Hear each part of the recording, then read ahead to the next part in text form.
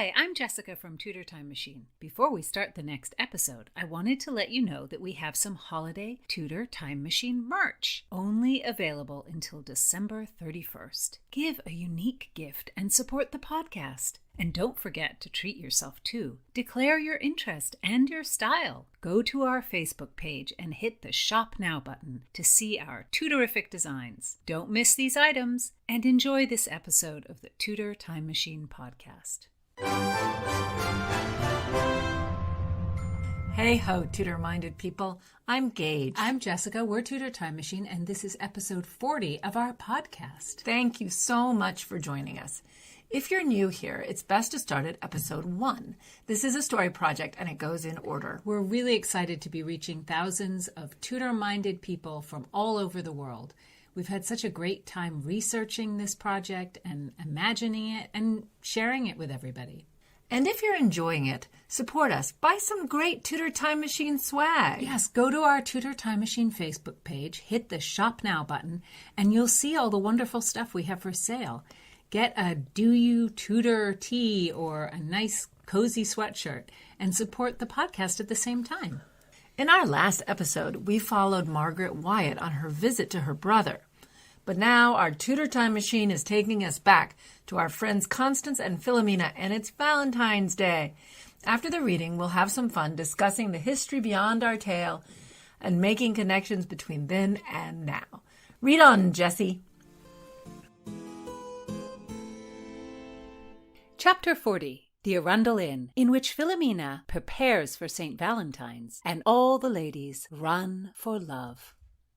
Curse you, you flock of gaggling geese. Mistress Philomena must write each letter perfectly. Remember the consequences, the desolation when the ladies' names were confused. Alice's passion amused Philomena, and her wagging tongue might distract the jumble of impatient girls that crowded her chamber and flooded out the door, across the landing, and down the stairs. It made her feel a warmth, even with her mother missing. Philomena herself had always loved Saint Valentine's Day, and this festival game was the heart of it all. Marianne said, Alice, we have heard the tale of the bad writing before. Go down the stairs, Honor, you're pushing me. You have not heard it as I tell it, Alice insisted. I was there. Besides, Mistress Millicent, as close as the Virgin was to Christ when they pried him off the cross. I am a witness, not a common historian. See how our Mistress Philomena takes her mother's place. Alice began to sway. Oh, you young girls, pushing, shoving, crying like the Israelites to Moses, beseeching Mistress Philomena. But what do you know of history? You young chicks, you have no mind for the past. You only pray the lad you dream will choose you. Oh, Mistress Marianne, how I love you! Oh, Alice, for pity's sake! Marianne tossed her head.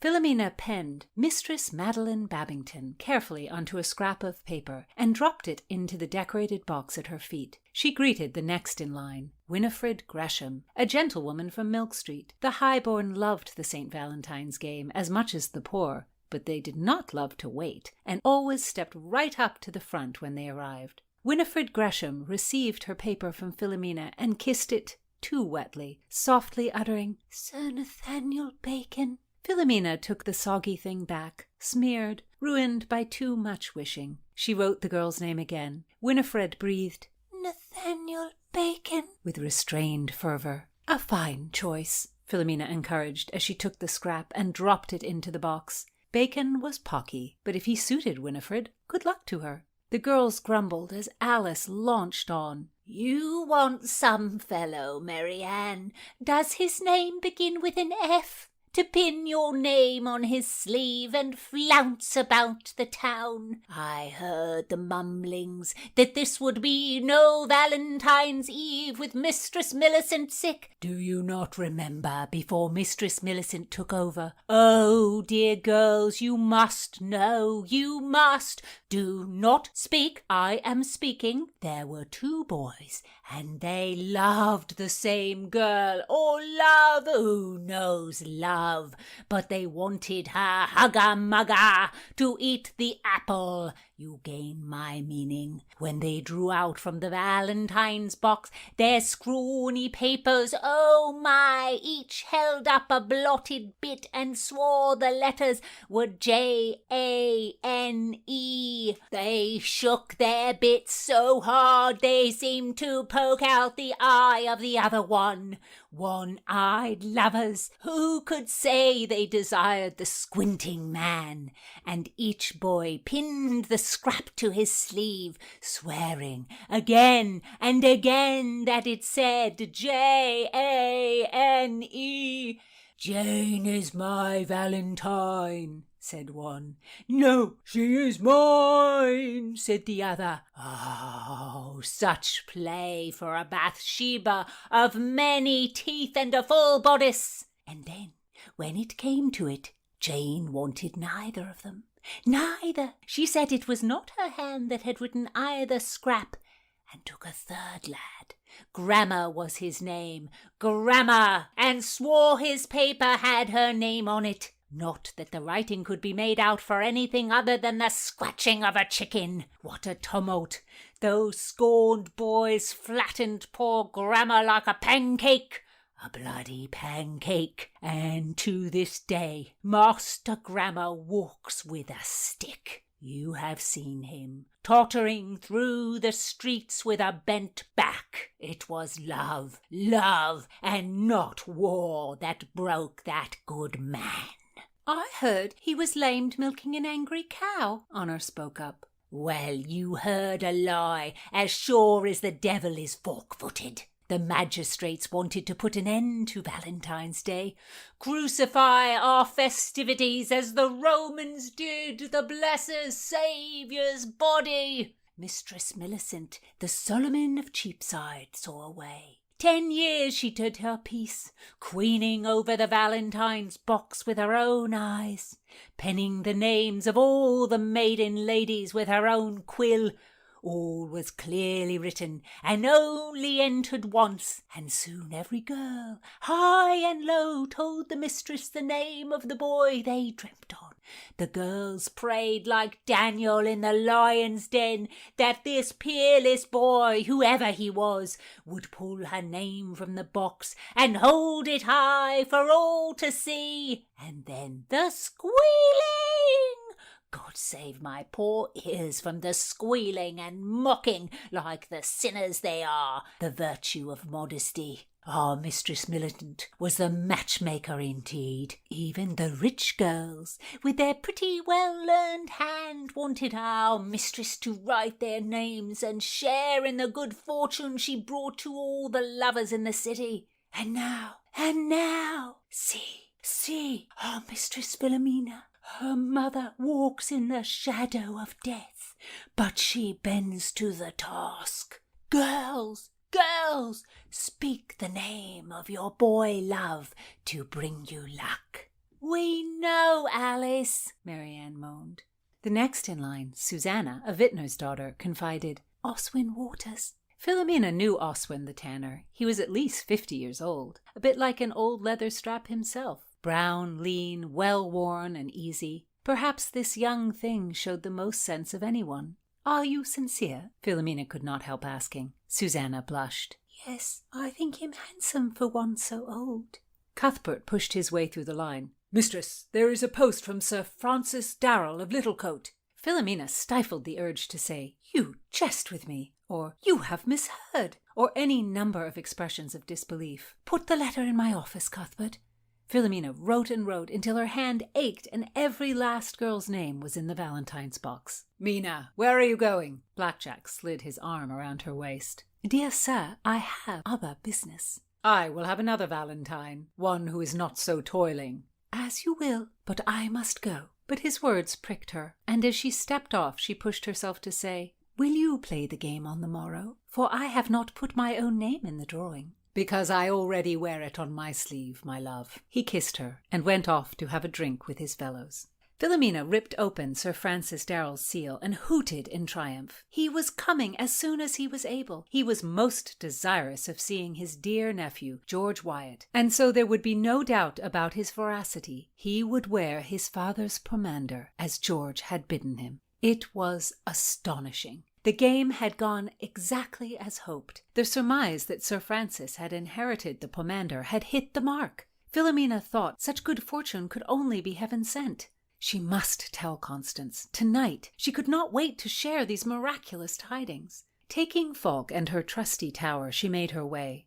The Thames felt cold enough to swirl above the river Styx, yet it was no longer frozen, and the barges were out in number. It was no sleepy night in London town. All was preparation for the festival tomorrow. Philomena could see the outlines of many travellers. Where were they going? Life would be such tedium without festivals and holidays. How she loved them. The boys perched behind her. Fulk was expounding on whom he considered the most beautiful girls in the city. "You do not consider the gentlewomen?" Philomena asked. "Mistress Arundel, we do indeed, but it is not seemly," Fulk said. "Tell me who takes your fancy. I will not pass judgment if you aim too high. This is Valentine's Day." "The Lady Elin Snakenborg," cried Fulk, his rumble rocking the boat. "Sit still, you oaf," yelled the waterman. Fulk breathed deeply, then his words tumbled out. "She brings the jealousy of all the city. The whiteness of her skin comes not from the apothecary. Her blushes are from true modesty, not paint. I love the roundness of her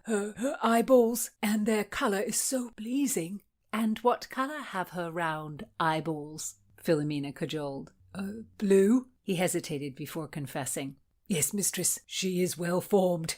"You are blind," countered the tower. "You bear an opinion?" Philomena asked, surprised that the tower had spoken at such length. "He thinks it is the Princess Cecilia, but he would not say," Fulk said. "The princess! She is not human in her beauty, and therefore does not count," Philomena joked. "Then I am right, and Lady Elin is perfection," Fulk insisted, setting the boat bouncing again. "No more," the waterman yelled. "I will not drown because you are an idle, chattering fool." This admonition silenced Fulk. Philomena's mind turned to the image of the pomander. Her impatience to tell Constance the news increased with every pull of the oars.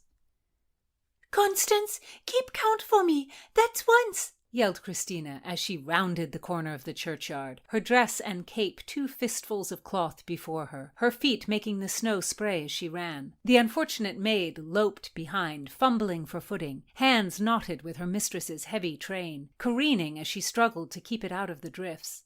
As they passed out of Constance's view around the other side, Constance hoped Christina intended to give that girl something from her purse. And the link boy, he deserved more than the usual angel for his trouble, trying to keep his torch alight through all the hurry-scurry. Christina, Constance knew, was not thinking of servants as she ran. She was thinking only of her eagle.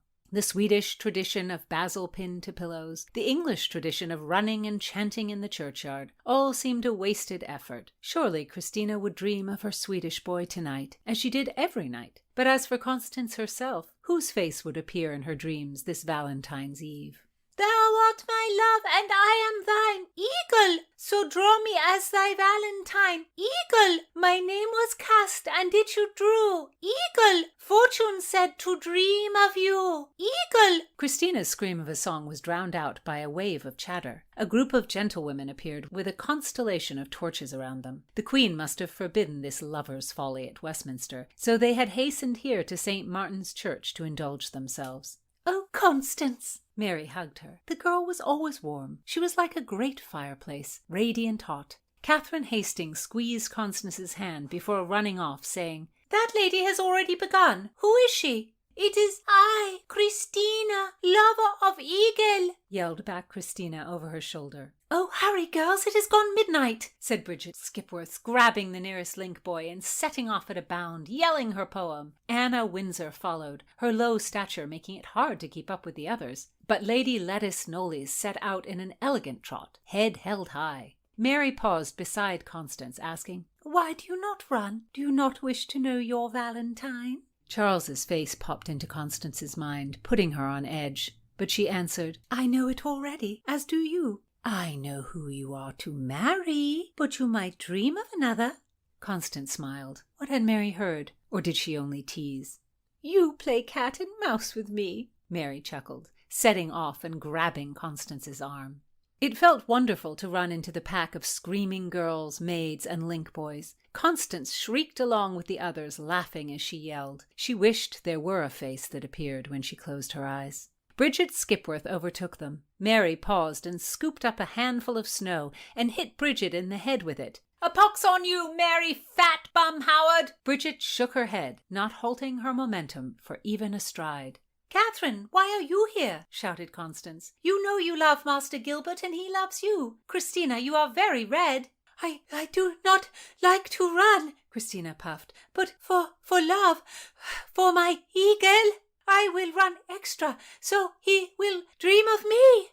Constance raised her voice, breaking the night with the chant that echoed around the churchyard. "Thou art my love, and I am thine, so draw me as thy Valentine. My heart was cast, and it you drew. Fortune said to dream of you."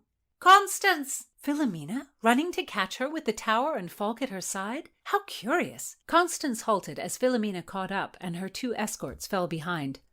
"Oh, Constance, I had to find you.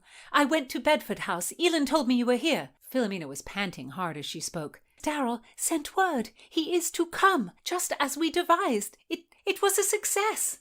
Constance tipped her head back. "It cannot be true." Philomena nodded. "He is coming," she said. "The letter found him, and he read it, believed, and now is coming. Incredible. And he says he shall bring the pomander." Constance put her hands to her cheeks. He has it? It seems so, Constance. "I cannot believe it. I cannot. He has it. He has it. My!" "And if fortune continues on our side, he has never opened it because he does not have the key. But who has the key?" Philomena led. "We do," squealed Constance. Indeed, indeed. Thanks to the head-burying, key-saving Joan Whitnell, Philomena said. "Thank God for strange bedfellows everywhere, Philomena. What a turn of luck." "I had to tell you myself, Constance, directly in person. Now, give me the key so I shall have it when Sir Francis arrives." Constance fished for the chain that held it. "I cannot feel it. Where is it? Did it fall?" "Do not fret, Constance. I am sure it is there." Philomena gestured to Falk. He held the lamp closer to Constance, who was feeling around her neck. "Hold my glove, Philomena." With her bare fingers she felt the chain. "Here it is." Philomena grabbed it with her free hand, and they lifted it over Constance's head and put it around Philomena's neck. "How long the days shall be until Sir Francis arrives." Constance struck her hand in the air, imagining her return to Stoner with Sir Thomas More's ring in her grasp. "Oh, I am so happy, Philomena. Run with me. Thou art my love, and I am thine, so draw me as thy Valentine." "My name was cast, and it you drew. Fortune said to dream of you," called Philomena, as she circled the church, arm in arm with Constance. People are always saying Valentine's Day was just made up to sell Hallmark cards. I've heard that a lot, but it's not true. It's a very old festival. And in fact, most of the festivals we celebrate today, they go back much earlier even than the Tudors' time. Many of the festivals that are popular in the Tudor era were recreated festivals from pagan times. The Tudors just changed them up. They were no longer festivals of, the harvest or of the sun, the solstice. They become celebrations of important days in the church calendar, such as Easter and Christmas are both on pagan holidays. Even celebrations of various saints' days are on pagan. And I think that was smart, not to sort of uproot people from their festivals. They don't want to lose this fun that they're used to having, and so they just combined them with the saints' festivals. Because there weren't as many, frankly, fun things to do. Going to Disneyland? People really, it gave them a way to mark through the year. The celebrations were breaks in a routine. They were a chance to spend time with your friends and neighbors, to cook special food, to dance, and to splurge. These days were just fun for many people. I've read that the fountains and the conduits were sometimes made to run with wine. That must have made a lot of fun for everybody. Can you imagine what that must have been like to have people splashing around in wine? It's so crazy. A good time was had by all. And now holidays are so individualized for personal preference. So you celebrate in a way that seems best to you, privately or with friends, by, having a certain meal that you like or going to a certain place. taking a holiday. I mean, you might go to church. And I mean, it's good to have that sort of individual way of celebrating. But there's also something lost when a whole community doesn't celebrate altogether. And in the Tudor time period, there were 17 major It's a festivals, more than one a month. So there's always something fun and special brewing around the corner. There's something to look forward to as you're milking the cows or cleaning the floors, getting your face scalded in the open hearth. You can think, oh, well, 12th night is around the corner. That'll be fun. Our girls are celebrating Valentine's Day in this chapter, which in our time period has absolutely nothing to do with religion anymore. But it actually was based on a religious holiday. Well, there are a couple of legends about how Valentine's Day came to be celebrated on February 14th. We do not believe there's one cause for how things came down to us. So some people believe it's rolled over from a pagan festival. I don't know if we consider that religious. Right. And this festival was celebrated in mid-February, and it was a fertility and health festival, which makes sense because I guess you're sort of coming into the spring. And it was also a city purification festival. So the descriptions of it are incredibly wild. You don't think we should have this festival? No. So the men of the town would strip naked. In February? That sounds extremely cold. Well, maybe they drank wine to keep them warm. I hope so, yeah. Anyway, then they would sacrifice a dog and a goat. Oh, dear. Poor dog. I know. And poor goat. I feel bad for the goat as well. I do too. And then the women of the town would line up to be whipped with the hides and entrails of the dead animals because there was a belief that that would make them fertile. That sounds like the definition of a pagan festival. It does. Everybody's naked and whipping each other with weird, bloody entrails. I mean, what's interesting about it is, though, and which certainly has lasted, is there was a matchmaking lottery. And that's really fascinating because something like that survives into Tudor times. And there's an attachment with this idea of this February holiday that's about matchmaking. And we still have that. In this lottery, in the pagan lottery, the couple become a couple, in, the sexual sense, for the festival. And apparently they could stay coupled if it was, should we say, a good fit. So it's sort of pagan Tinder. Valentine's Day definitely seems to be related to this crazy festival. It does, yeah. So the question is, where does the saint part come in? I don't want to shock anybody, but apparently Saint Valentine, who does give his name to the holiday, Valentine's Day, was not one individual, but several individuals. They were early Christian priests, all with the name Valentine. Which might seem weird if you don't speak Latin. Which we don't, but apparently it was a very popular name. Yes, in Latin, Valentine means strong and healthy, so it was a popular name for boys. And this group of priests were sometimes collectively called the Valentini. Which sounds like a mob family. It does, the Sopranos and the Valentini. The Valentini priests were all martyred for being Christians. One of the earliest of the three Valentini priests was killed in Africa in the early 3rd century, and the other two were killed a bit later in Rome, but also in the 3rd century. They were sainted by the church for spreading Christianity in opposition to the Romans and dying horrible deaths. There's nothing love or romance-oriented about these Valentini. They were just, should we say, standard martyred, beheaded priests. But the Pope in 496 CE named February 14th this Saint's Day, but he didn't call them the Valentini. He didn't say it was Saint Valentini's Day. He just said Saint Valentine's Day. That was on top of the old Roman festival. And it's so crazy how these things evolve, because the idea that Saint Valentine had something to do with love appeared 1,000 years later. And it had nothing to do with the story of the saint or saints. It had to do with the best-selling author, Geoffrey Chaucer, who wrote the Canterbury Tales. And he wrote in his very famous book that the feast of St. Valentine's Day was when the birds, like bluebirds, regular birds, mated. He wrote in his Parliament of Fowls, for this was on Saint Valentine's Day, when every bird cometh there to choose his mate. And that line made chocolatiers a fortune. It's not even a line that you're like, oh, that's so meaningful. But you know what? It appealed to people's imaginations. They liked that idea. Saint Valentine's Day became linked to bird mating season because of this one line. Perhaps it was also because it was close to the date of this old Roman festival, and that was sort of preserved somehow. I mean, it's just really hard to know how these things happen. Maybe they were looking for something fertility-oriented, but now it was wrapped up with the spring. Love. So the book was very popular, and all the European nobility began sending love notes during bird mating season, which was when they already had the tradition of celebrating the Saint's Day. The very first use of Valentine as a term of endearment that we know of, because there could have been others, we just haven't discovered them or we don't know of them, was written by the medieval poet Charles, Duke of Orleans, in 1415, and it's actually in the British Library. So go see it if you have a chance. The next time I'm in London, I will definitely go and see it. So he wrote it during his 25-year imprisonment in the Tower of London after being captured in the very famous Battle of Agincourt. So in February 1415, he calls his wife Very Gentle Valentine, and he does not whip her with entrails. Oh, dear. And poor her, she was alone for 25 years. I That know. must have been hard.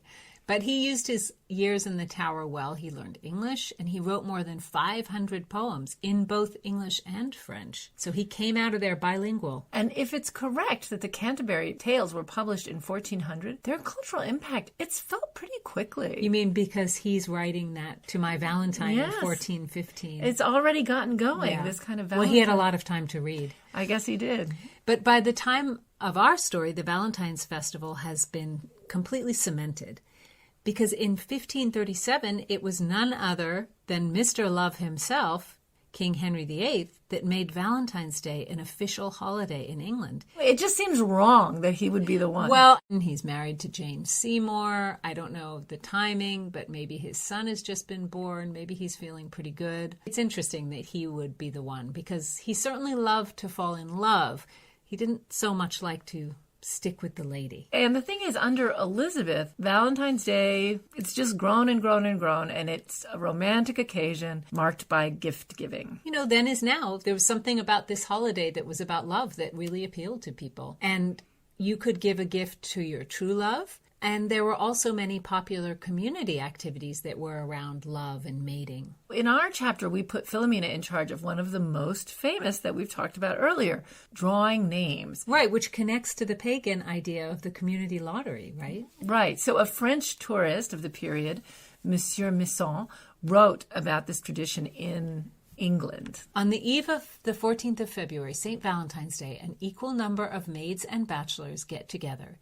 Each writes their true or some feigned name upon separate billets, which they roll up and draw by way of lots, the maids taking the men's billets and the men the maids, so that each of the young men lights upon a girl that he calls his Valentine, and each of the girls upon a young man, which she calls hers.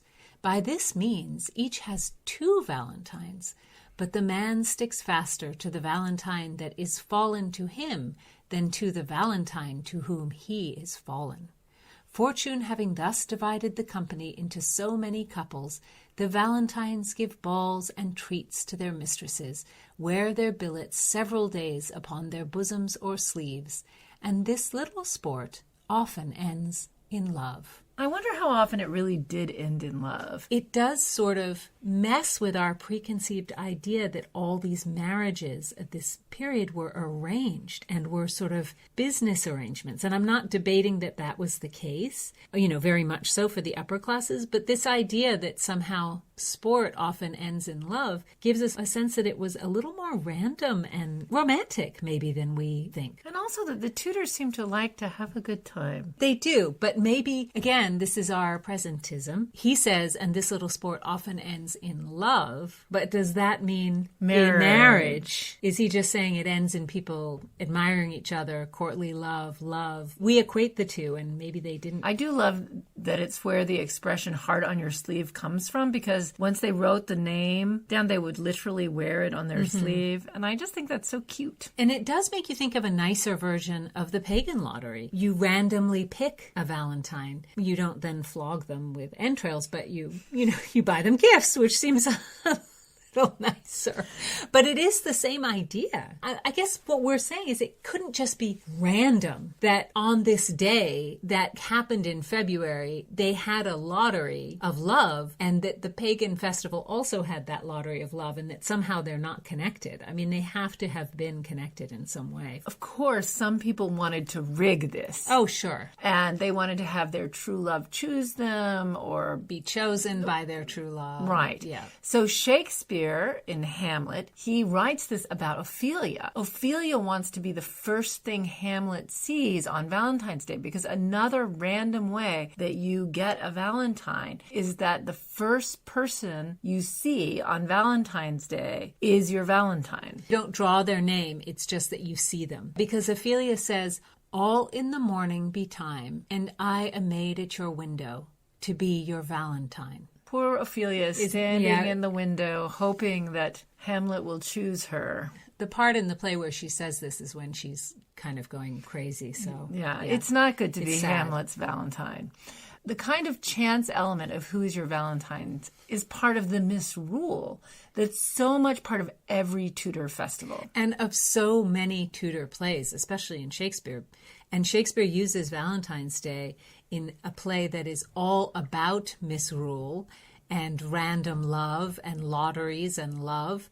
And that's Midsummer Night's Dream. At the end of Midsummer Night's Dream, Theseus says, "Good morrow, friends. Saint Valentine is past. Begin these wood birds to couple now." Just referring to so many things. And here we go with the birds again, which is going back to Chaucer and the misrule attached to an ancient festival. The play Midsummer Night's Dream supposedly taking place in Greece in a forest with Theseus and Hippolyta getting married. When you sort of unpack it a little bit, you find all these different kinds of threads and all these different traditions that get rolled up into one. It's wonderful. And in this chapter, the girls have their own misrule as they run around the church singing the names of their true love. And that's also a tradition. The song they sing in our story was the one that they actually would have sung in this period.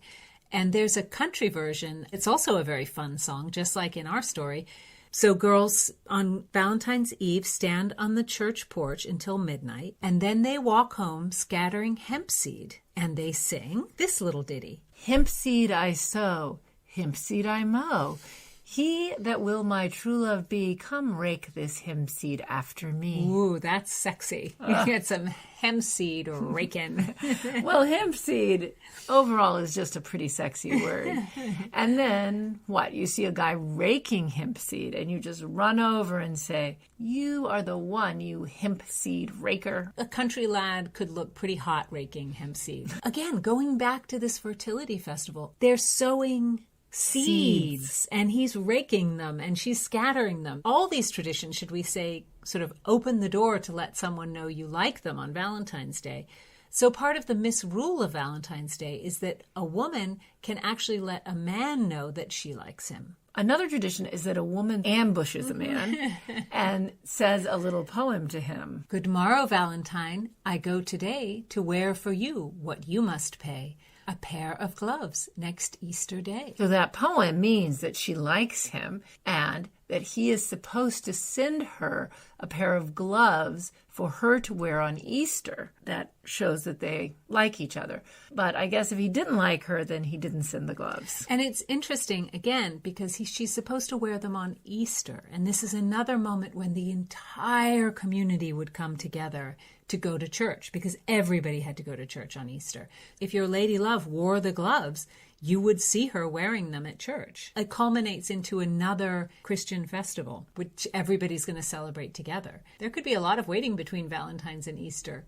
So I guess you just had to bite your uncovered, ungloved nails during that time while you waited to see if he was going to send you some gloves. There's another tradition which we liked, and this is again on Valentine's Eve. A woman would pin 5 bay leaves to her pillow, 1 on each corner, and then 1 in the middle. And this was said to bring dreams of her future husband. And I wonder why it's a bay leaf.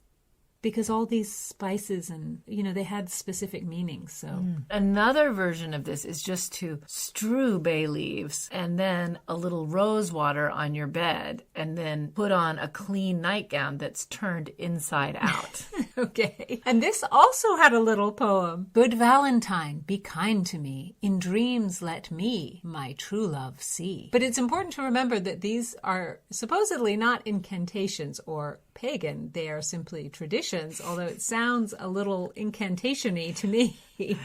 They are so fun, and they kind of give you a little personal ritual about falling in love. But Constance is a little befuddled this Valentine's because she doesn't know who she would like to see when she's got her nightgown on inside out and she's strewing around her bay leaves and her rose water. But the good news is for her that Francis Darrell is coming to London. Yes, and hopefully he'll have a clue to the relic or even the pomander, and that's her real heart's desire. So don't forget, if you're enjoying the story, support us and buy some Tudor Time Machine swag. Yes, go to our Tudor Time Machine Facebook page, hit the Shop Now button, and shop, shop, shop. And join us next time for more Time's Riddle and more Tudor-minded talk.